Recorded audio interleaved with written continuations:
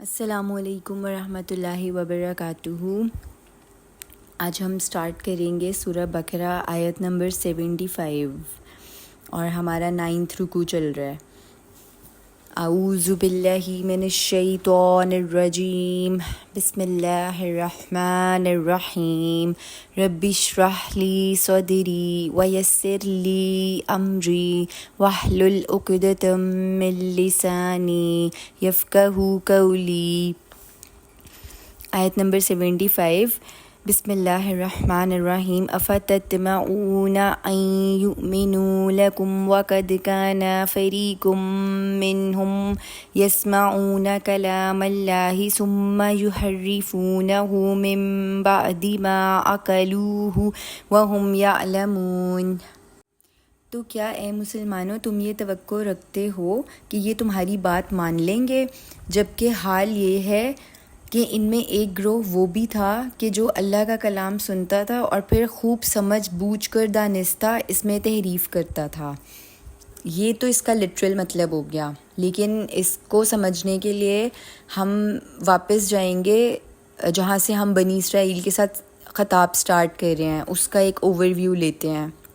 جیسے کہ ہمیں پتہ ہے کہ یہ سلسلہ جو ہے وہ 5ویں رکوع سے شروع ہوا تھا اور 15ویں رکوع کی پہلی 2 آیات تک جو ہے وہ یہ چلے گا، اور اس میں جو پہلا رکوع ہے 5واں رکوع وہ دعوت پر مشتمل ہے۔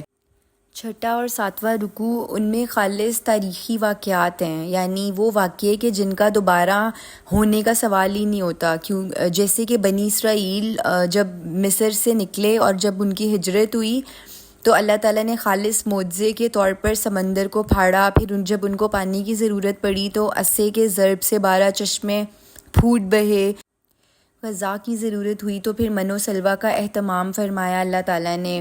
یہ واقعات وہ ہیں کہ جن کا ذکر کیا گیا ہے کہ تم نے ان انعامات کے باوجود جو تمہارا طرز عمل رہا وہ ایسا ہے کہ تم رحمت خداوندی سے محروم ہوتے چلے گئے۔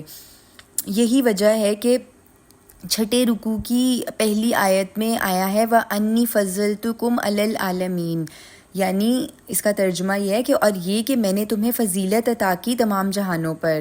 اب یہ مضمون جو تھا نا جو اس آیت میں ہے وہ ایک اعتبار سے اپنے اینڈ کو پہنچ گیا 7ویں رکوع کی آخری آیت پر، جہاں پر کیا ہے وَضُرِبَتْ عَلَيْهِمُ الذِّلَّةُ وَالْمَسْكَنَةُ وَبَاءُوا بِغَضَبٍ مِّنَ اللَّهِ، اور ان پر ذلت و خواری اور محتاجی اور کم ہمتی تھوپ دی گئی اور وہ اللہ کا غضب لے کر لوٹے۔ یہ بنی اسرائیل کو کہا گیا ہے، یعنی جو ان کے اوپر فرد جرم عائد ہو رہا تھا نا اس کی سزا بھی اس میں سنا دی گئی تھی اسی رکوع میں۔ پھر دوسرا پچھلی آیت میں 74 میں آیا کہ پھر تمہارے دل سخت ہو گئے اس سب کے بعد، پس اب تو وہ پتھروں کی مانند ہیں بلکہ سختی میں ان سے بھی شدید تر ہیں، یعنی یہ بھی ان کو کہہ دیا گیا۔ تو یہ خطاب جو ہے یہ بنی اسرائیل کے ساتھ تو ہو رہا ہے، لیکن اس میں جو ہے ہماری جو امت ہے نا، جو موجودہ مسلم امت ہے، اس کے لیے ایک تنبیہ ہے، یعنی ایک وارننگ بھی ہے کہ آپ کے دل بھی اس طرح کے سخت ہو سکتا ہے کہ آپ کے دل بھی اس طرح کے سخت ہو جائیں کہ سختی میں پتھروں اور چٹانوں کو مات دے جائیں، جیسے کہ ہم نے آئی تھنک لاسٹ لیکچر میں بھی میں نے آپ کو وہ حدیث سنائی تھی رسول اللہ صلی اللہ علیہ وسلم کی کہ تم لازماً اپنے سے پہلوں کے طور طریقوں کی پیروی کرو گے، بالشت کے مقابلے میں بالشت اور ہاتھ کے مقابلے میں ہاتھ، یہاں تک کہ اگر وہ گو کے بل میں گھسے ہوں گے تو تم بھی گھس کر رہو گے۔ ہم نے عرض کیا اے اللہ کے رسول صلی اللہ علیہ وسلم، یہود و نصارہ کی؟ تو آپ صلی اللہ علیہ وسلم نے فرمایا تو اور کس کی؟ اور ترمذی میں تو یہاں تک الفاظ آئے ہیں، یعنی اگر ان میں کوئی بدبخت ایسا اٹھا ہوگا جس نے اپنی ماں سے علل اعلان زنا کیا تھا تو تم میں سے بھی کوئی شکی ایسا ضرور اٹھے گا جو یہ حرکت کرے گا۔ تو اس لیے جو ہے یہ رکوع پڑھتے ہوئے یہ نہ سمجھیں کہ یہ صرف ان کی کہانی ہے، یہ مطلب ہمیں اس میں پراپر وارن کیا گیا ہے، کیونکہ یہ حدیث ہے کہ ہم اللہ معاف کرے ہم بھی اسی طور طریقوں پہ جائیں گے جس پر وہ تھے۔ تو اس میں ہمارے لیے اس میں وارننگ ہے، تنبیہ ہے کہ ہم نے اس کو اس طرح سے سمجھنا ہے اور اس پہ عمل کرنا ہے کہ ہم ان کے طرح نہ ہو جائیں، کیونکہ یہ بھی وہی تھے پہلے جس مقام پہ ہم ہیں، یہ اس مقام پہ تھے۔ اللہ تعالیٰ نے ان کو کہا ہے کہ میں نے تمہیں تمام جہانوں پر فضیلت دی تھی۔ اب آ جائیں آیت پہ۔ یہاں خطاب ہے مسلمانوں سے، اے مسلمانوں، کیا تمہیں یہ توقع ہے کہ یہ یہودی تمہاری بات مان لیں گے، جبکہ ان کے گروہ کا یہ حال رہا ہے کہ وہ اللہ کا کلام سننے کے بعد پھر اس میں تحریف کرتے رہے ہیں، اس کے باوجود کہ اس کو سمجھ لیتے تھے، اور یہ تحریف کسی مغالطے کی وجہ سے نہیں بلکہ جانتے بوجھتے کرتے تھے۔ تحریف کا مطلب ہوتا ہے یعنی الفاظ یا بیان وغیرہ بدل دینا۔ ان میں سے ایک گروہ یہ کرتا تھا کہ اللہ کا کلام خوب سمجھنے کے بعد جان بوجھ کر اس میں تحریف کرتا رہا۔ اب یہاں پس منظر سمجھیں کہ کیا مراد ہے اصل میں یہاں۔ حضور صلی اللہ علیہ وسلم کا معاملہ عرب میں یا تو مشرکین عرب سے تھا یا پھر ہجرت کے بعد اہل کتاب سے براہ راست پیش آیا۔ اس سے پہلے قرآن مجید میں جو مکی دور کی آخری صورتیں ہیں ان میں ریفرنس ہیں، بس خطاب نہیں ہیں۔ اہل کتاب سے خطاب جو ہے نا وہ ہجرت کے بعد شروع ہوا تھا پراپر۔ جہاں تک مشرکین کا معاملہ ہے، یہ سمجھ آتی ہے کہ ان لوگوں کے لیے ایمان لانا واقعتاً آسان بات نہیں تھی، کیونکہ وہ تو اللہ کو مانتے ہی نہیں نہ تھے، وہ تو صاف انکار کر دیتے تھے، اس لیے کہ ان کے پاس نہ کوئی پہلے کتاب تھی، نہ یہ کسی شریعت کتاب کو مانتے تھے، نہ کسی نبی کو مانتے تھے، بلکہ وہ تو بیچارے بدترین شرک میں تھے، بت پرستی کرتے تھے، اور مطلب وہ اتنے فاصلے پر تھے کہ ان کا ایمان لانا جو ہے وہ سمجھ آتے کہ کوئی آسان بات نہیں تھی۔ لیکن یہ لوگ اللہ تعالیٰ کو مانتے تھے، توحید کے دعوے دار تھے، توریت شریعت ان کے پاس تھی، حضرت موسیٰ کے ماننے والے تھے، اتنے معجزے ہوئے ان کے اوپر، تو ان پر تو بہت آسان تھا کہ محمد صلی اللہ علیہ وسلم پر ایمان لے آئیں۔ مسلمانوں کو بڑی حیرت ہوئی تھی کہ یہ ایمان کیوں نہیں لا رہے، وجہ کیا ہے، اس کا تذکرہ ہو رہا ہے اصل میں اس آیت میں۔ اب یہ معاملہ ان کے علماء کا تھا، یعنی علماء یہود کا۔ اب یہ نوٹ کریں کہ عام آدمی تو اللہ کی کتاب میں جو ہے وہ کوئی رد و بدل نہیں کر سکتا نا، تحریف نہیں کر سکتا۔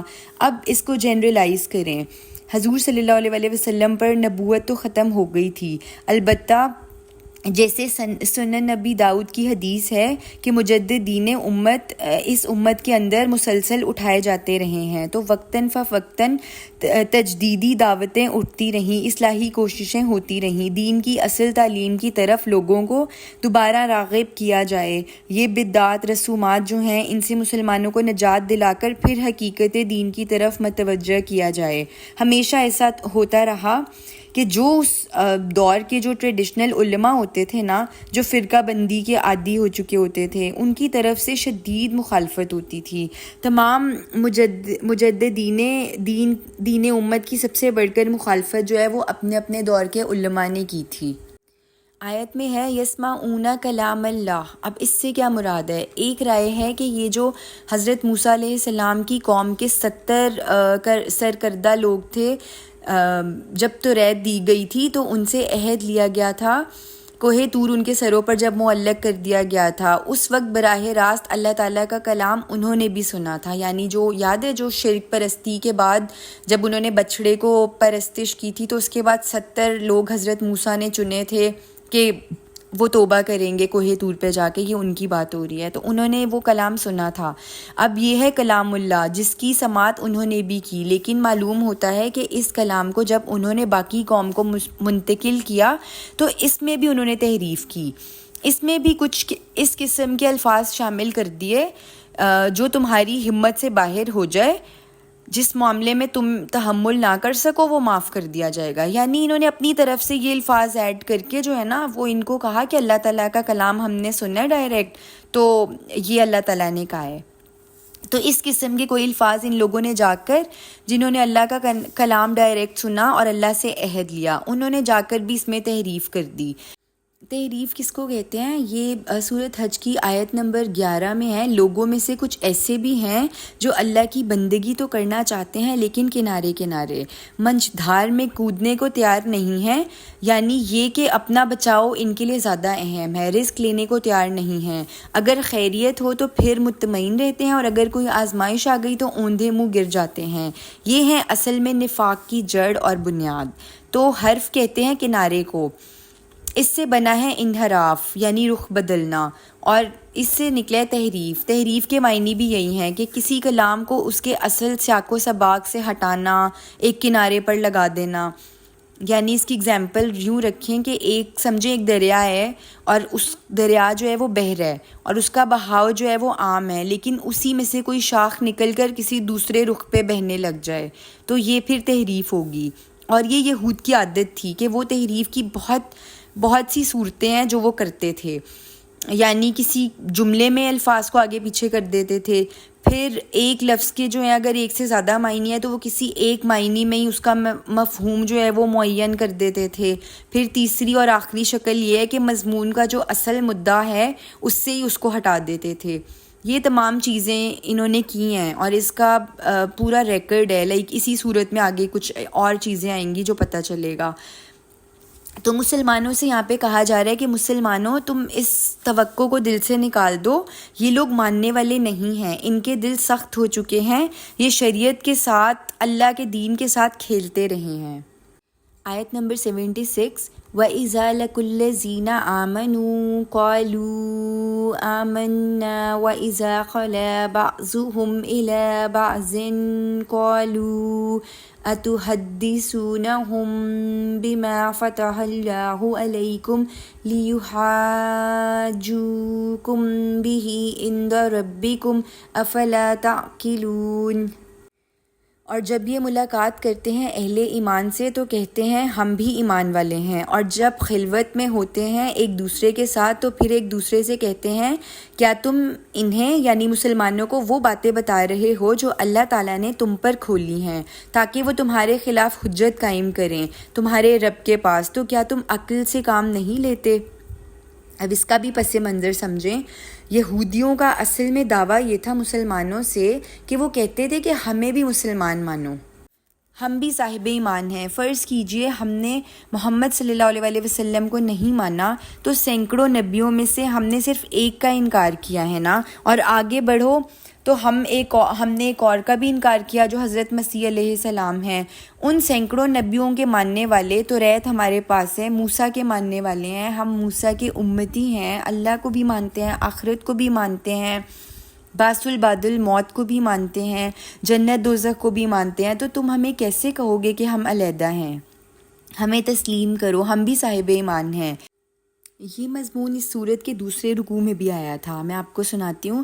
لوگوں میں سے کچھ ایسے بھی ہیں جو کہتے ہیں کہ ہم اللہ پر بھی ایمان رکھتے ہیں اور یوم آخرت پر بھی ایمان رکھتے ہیں، حالانکہ حقیقت میں وہ مومن نہیں ہیں۔ وہاں اصل میں عام خیال یہ ہے کہ وہ منافقین ہیں۔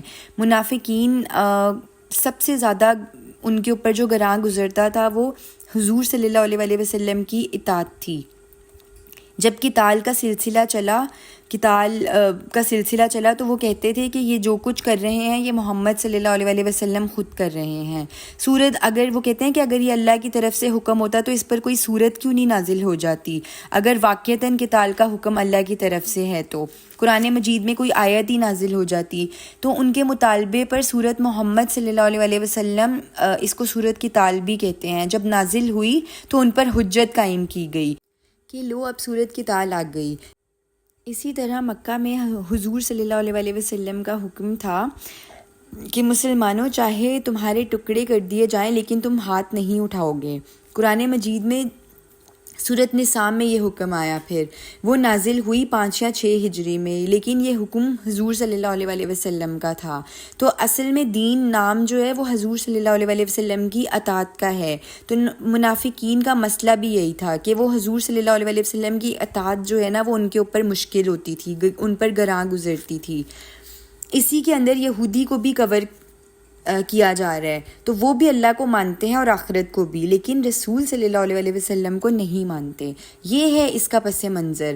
پھر وہ چاہتے تھے کہ مسلمانوں کے ساتھ گھل مل کر رہیں، اسی طرح یہ مسلمانوں کے ساتھ خوشامد کرنے کے لیے وہ حضور صلی اللہ علیہ وسلم کی تائید میں یعنی سپورٹ میں جو باتیں توریت میں تھیں تو وہ کہتے تھے کہ ہاں یہ بات تو ہماری بھی شریعت میں ہے، یہ توریت میں ہے، تو کبھی کبھی وہ سچ بھی بول دیا کرتے تھے اسی چکر میں۔ تو اس کے بعد جو ان کے جو اپنے لوگ تھے وہ پھر ان کو ملامت کرتے تھے کہ یہ تم نے کیا کیا، تم نے یہ بات کیوں کہہ دی ان کے سامنے، ان کی تائید کیوں کر دی. پھر وہ ملامت کرتے تھے کہ تم مسلمانوں کو وہ باتیں بتا رہے ہو جو اللہ تعالیٰ نے تم پر کھولی تھیں، یہ جو کچھ تم کر رہے ہو اس کا نتیجہ نکلے گا، اور اس کا نتیجہ یہ ہوگا کہ تمہاری ان باتوں کی بنیاد پر مسلمان تم پر قیامت کے دن حجت قائم کریں گے. اے اللہ، یہ مانتے تھے اس حقیقت کو، پھر بھی انہوں نے تسلیم نہیں کیا، پھر بھی یہ ایمان نہیں لائے محمد صلی اللہ علیہ وسلم پر. پھر کیا کرو گے؟ پھر تمہارے پاس کوئی عذر نہیں رہے گا، تم پر تو حجت قائم ہوگی، اور وہ اس لیے ہوگی کہ تم انہیں بتا رہے ہو کہ توریت میں یہ لکھا ہوا ہے. کیا تم عقل سے کام نہیں لیتے؟ اب اگلی آیت میں اس پہ اللہ تعالیٰ کا بڑا پیارا تبصرہ ہے. آیت نمبر 77، اولا یعلمون ان اللہ یعلم ما یسرون وما یعلنون. تو کیا ان احمقوں کو یہ خیال نہیں رہا کہ اللہ تو جانتا ہے جو کچھ کہ یہ چھپا رہے ہیں اور جو کچھ کہ ظاہر کر رہے ہیں، یعنی حجت تو اللہ کے سامنے ہی قائم کرنی ہے. تو اگر یہ مسلمانوں کو نہ بھی بتائیں یہ باتیں کہ توریت میں یہ ہے، تو حساب تو اللہ نے لینا ہے، اور اللہ تو جانتا ہے یہ باتیں. آیت نمبر 78، وَمِنْهُمْ أُمِّيُّونَ لَا يَعْلَمُونَ الْكِتَابَ إِلَّا أَمَانِيَّ وَإِنْ هُمْ إِلَّا يَظُنُّونَ. ان میں کچھ تو وہ ہیں جو ان پڑھ ہیں، یعنی یہ یہودیوں کے بارے میں کہا جا رہا ہے. یہ امی کا مطلب جو ہے نا، امی، اس کا مطلب ہوتا ہے یعنی ان پڑھ یعنی پڑھنے لکھنے کا رواج نہ ہونا. یہ جانتے ہی نہیں ہیں کہ توریت میں ہے کیا. ہاں، ان کو تو کچھ من گھڑت عقائد ہیں، وہ عقائد آگے بھی آ جائیں گے کہ ان کے دلوں میں ذہنوں میں یہ بات بیٹھ گئی ہے کہ پہلی بات تو یہ کہ ہم میں جہنم میں جھونکا ہی نہیں جائے گا، کیونکہ ہمارے ساتھ تو پریفرینشیل ٹریٹمنٹ ہوگا، ہم تو اللہ کے بڑے لاڈلے ہیں، بڑے پیارے ہیں، ہم اللہ کے ہماری تو جو نسل ہے وہ ہے ہی نبیوں کی، اور ہم بڑے اللہ کے لاڈلے ہیں. اگر بالفرض ہمیں دوسروں کی آنکھوں میں دھول جھونکنے کے لیے جہنم میں داخل کر بھی دیا گیا تو گنتی کے چند دن ہوں گے، پھر ہمیں فوراً نکال لیا جائے گا. یہ بے بنیاد تصورات ان کو ہیں، مطلب اس کو نا انگلش میں کہتے ہیں وشفل تھنکنگ، یعنی اپنی بے بنیاد خواہشوں اور جھوٹی خواہشوں کے سہارے جو ہے نا وہ یہ جی رہے ہیں. باقی کتاب کا علم ان کے پاس کوئی نہیں ہے، اور نہیں وہ کرتے مگر ظن سے کام لے رہے ہیں، یعنی ان کا کام بس یہ ہے کہ وہم و گمان باندھتے رہتے ہیں. ان کی ایک بڑی تعداد ایسے لوگوں پر مشتمل ہے. آیت نمبر 79، فَوَيْلٌ لِّلَّذِينَ يَكْتُبُونَ الْكِتَابَ بِأَيْدِيهِمْ ثُمَّ يَقُولُونَ هَٰذَا مِنْ عِندِ اللَّهِ لِيَشْتَرُوا بِهِ ثَمَنًا قَلِيلًا فَوَيْلٌ لَّهُم مِّمَّا كَتَبَتْ أَيْدِيهِمْ وَوَيْلٌ لَّهُم مِّمَّا يَكْسِبُونَ. پس ہلاکت اور بربادی ہے ان لوگوں کے لیے جو کتاب لکھتے ہیں اپنے ہاتھ سے، پھر کہتے ہیں یہ اللہ کی طرف سے ہے تاکہ اس کے ذریعے دنیا میں کوئی حقیر سی قیمت حاصل کر لیں. تو ہلاکت و بربادی ہے ان کے لیے اس چیز سے کہ جو ان کے ہاتھوں نے لکھی، اور اس چیز سے بھی جو انہوں نے کمائی حاصل کی ہے، جو قیمت انہوں نے وصول کی ہے. آیت نمبر 80، وَقَالُوا لَن تَمَسَّنَا النَّارُ إِلَّا أَيَّامًا مَّعْدُودَةً قُلْ أَتَّخَذْتُمْ عِندَ اللَّهِ عَهْدًا فَلَن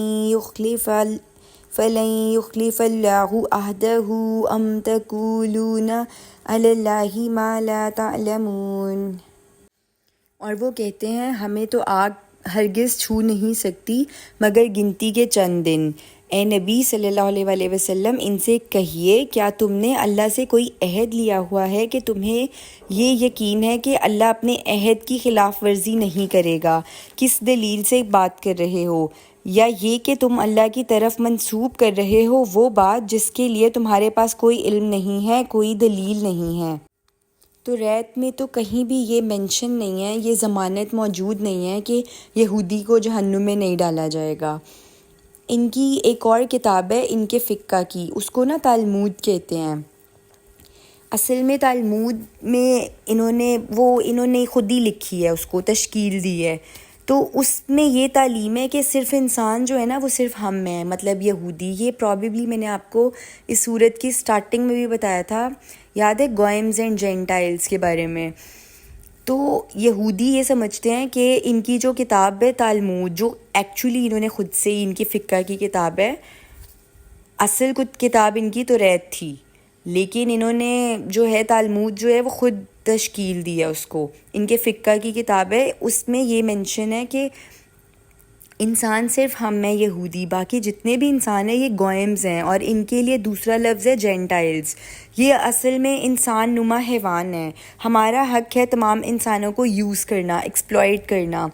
اسی میں تالمود میں یہ چیزیں ہیں کہ ان کے ہاں یہ چیزیں طے ہیں کہ ہم نے ایک تو جہنم میں جانا ہی نہیں ہے، اور اگر ہم گئے بھی تو بڑی رعایت ہوگی ہمارے ساتھ، اور دوسروں کا منہ بند کرنے کے لیے اگر اللہ ہمیں جہنم میں ڈال بھی دے گا تو ہم گنتی کے چند دن رہیں گے، پھر اللہ ہمیں وہاں سے نکال لے گا. یہ وشفل تھنکنگ جو ہے نا وہ انہوں نے خود گڑھی تھی اپنے اندر. ایک نئی شریعت لے کے آئے تھے وہ. یہ سب کچھ توریت میں نہیں ہے.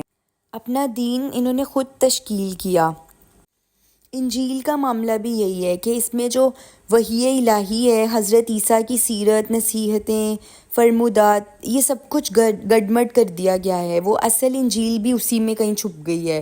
یعنی ان کی نا انجیل کے 4 گاسپلز ہیں، میتھیو، مارک، لیوک، جان. آپ کو پتہ ہے اسرار احمد نے یہ واقعہ سنایا تھا کہ انہوں نے ایک بار خود کسی سے پوچھا اپنے ٹائم میں when he was student. تو ایک پاپ تھا، لائک فادر، پادری جس کو کہتے ہیں یہ. تو انہوں نے پوچھا کہ ایک آپ کے 4 گاسپلز ہیں تو which one of them is Bible. تو اس نے کہا کہ none of them is Bible بلکہ Bible is in them. اس لیے اس کو گاسپل آف دا لارڈ کہتے ہیں. آپ کو پتہ ہے اسی لیے جب حضور صلی اللہ علیہ وسلم جب قرآن نازل ہوا تو آپ صلی اللہ علیہ وسلم نے منع فرمایا کہ قرآن کے سوا کوئی اور شے لکھو نہیں. قرآن کی ایک بار ترتیب مکمل ہو جائے، اس کا معاملہ لوگوں کے سینوں کے اندر پوری طرح محفوظ ہو جائے، قرآن لوگوں کے سینوں میں، اس کے بعد احادیث لکھی جائیں تو کوئی حرج نہیں. لیکن اگر اس سے پہلے یا اسی دوران میں اگر احادیث بھی لکھ دی گئیں تو ہو سکتا ہے کہ لوگوں کو جو ہے وہ کنفیوژن ہو جائے، وہ شک میں ہو جائیں کہ شاید یہ بھی قرآن ہے. تو اللہ تعالیٰ نے اپنے فضل سے ہر حال میں قرآن کی حفاظت کا بندوبست کیا. یعنی دیکھیں ہمارا قرآن علیحدہ ہے، حدیث علیحدہ ہے، سیرت علیحدہ ہے. چاہے جتنی بھی بدعات یا رسومات ایڈ ہوئی ہیں، لیکن اللہ کا شکر ہے کہ قرآن علیحدہ ہے، حدیث علیحدہ ہے، سیرت نبی صلی اللہ علیہ وسلم الگ ہے. تو الحمدللہ کیونکہ اللہ تعالیٰ نے ہمارے دین کا ذمہ خود لیا ہے نا، قرآن کی حفاظت کا ذمہ خود لیا ہے. ورنہ آپ دیکھیں انہوں نے توریت، انجیل سب کو گڑمٹ کر دیا ہے، خود جا کے چیزیں لکھ دی ہیں. تو یہودیوں نے جو ہے تالمود کی شکل میں ایک ہی کتاب کی شکل اختیار کر لی. اب ان میں سے کچھ یہودیوں کی اپنی روایت ہے کہ میکسیمم ہمیں 40 days جو ہے وہ جہنم میں ڈالا جائے گا. اب یہ 40 دن پتہ ہے کس ریفرنس سے انہوں نے کہا؟ وہ یاد ہے انہوں نے بچھڑے کی پرستش کی تھی، 40 دن کی تھی نا. تو اس پر وہ کہتے ہیں کہ اگر کوئی یہودی آگ میں ڈالا جائے گا تو میکسیمم 40 دن کے لیے. پھر انہی میں سے بعض لوگوں کے نزدیک وہ 7 دن ہے، کچھ کے نزدیک آئی تھنک 14 دن بھی ہیں، لیکن کچھ کے نزدیک 7 دن ہیں. قرآن میں ان کے بارے میں سورہ ال عمران میں ہے، کیا تم نے دیکھا نہیں ان لوگوں کو جنہیں کتاب کا ایک حصہ دیا گیا تھا، اور ان کو جب اللہ کی کتاب کی طرف بلایا جاتا ہے تاکہ وہ ان کے مابین فیصلہ کرے تو ان میں سے ایک گروہ پیٹ پھیر لیتا ہے. یہ اللہ کی کتاب سے کیوں پیٹ پھیرتے ہیں؟ اس کا سبب کیا ہے؟ ان کی بے عملی کی وجہ یہ اس لیے کہ انہوں نے یہ خیال گھڑ لیا ہے کہ ہمیں نہیں چھو سکتی آگ مگر گنتی کے چند دن. اور یہ جو من گھڑت خیال عقیدے کی شکل میں انہوں نے اختیار کر لیا، اسی نے ان کو دین کے بارے میں دھوکے میں ڈال دیا ہے. ظاہر ہے اس کے بعد آدمی جو ہے وہ دھوکے میں ڈل ہی جائے گا کہ ہم تو جہنم میں ڈالے ہی نہیں جائیں گے، جو مرضی کریں. تو وہ تو یہی اسی لیے وہ کچھ بھی کریں گے دنیا میں، وہ یہ سوچیں گے ہی نہیں کہ ہمیں سزا ملنی ہے، اور اگر ملے گی بھی تو گنتی کے کچھ دن ملے گی، وہ ہم کاٹ لیں گے. آیت نمبر 81 بَلَى مَنْ كَسَبَ سَيِّئَةً وَأَحَاطَتْ بِهِ خَطِيئَتُهُ